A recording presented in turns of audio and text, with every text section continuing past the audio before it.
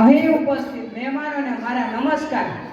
આજે આ યોગનો કારણ આપણા શિક્ષણમાં પણ ઘણો લાગુ પડે છે। મારું નામ તનોલિયા જયદેવ દિનેશભાઈ છે। હું પીએમસી ડોક્ટર મધુબેન બી દેસાઈ પ્રાથમિક શાળામાં ધોરણ 8માં અભ્યાસ કરું છું। આજે અમારી શાળાના ધોરણ 6 થી 8ના બાળકો યોગ કરી બતાવશે। તો ચાલો મિત્રો, હવે આપણે પહેલો યોગ કરીશું। પહેલા યોગનું નામ છે ચક્રાસન। ચક્રાસનની સ્થિતિમાં 1 2 3 4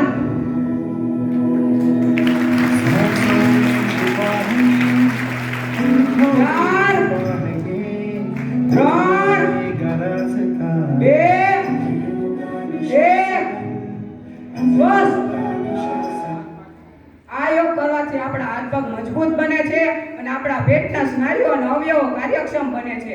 હવે આપણે બીજો યોગ કરીશું। બીજા યોગનું નામ છે હલાસન। હલાસનની સ્થિતિમાં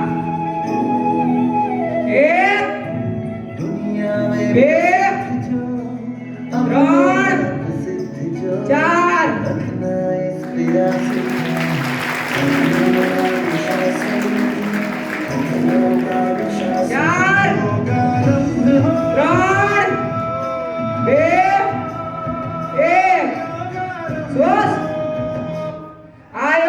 આપણા કરોડ સ્તંભને પોષણ મળે છે અને આપણા પેટના સ્નાયુઓ કાર્યક્ષમ બને છે। હવે આપણે ત્રીજો યોગ કરીશું। ત્રીજા યોગનું નામ છે ઉષ્ટ્રાસન। ઉષ્ટ્રાસનની સ્થિતિમાં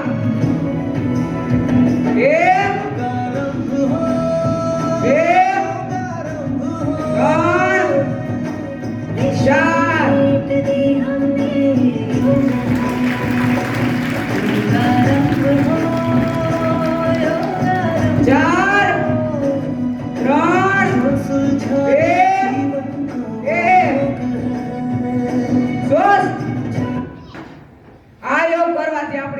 તેજ વધે છે અને આપણી કરોડ પણ લચીલી બને છે। હવે આપણે ચોથો યોગ કરીશું। ચોથા યોગનું નામ છે ધનુરાસન। ધનુરાસનની સ્થિતિમાં 1 2 3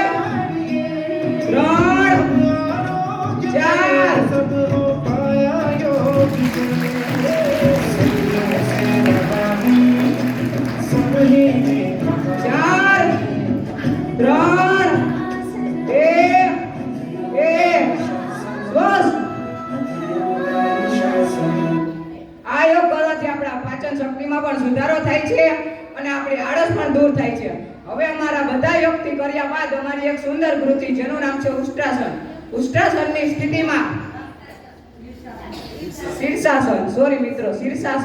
શીર્ષાસનની સ્થિતિમાં યોગારંભ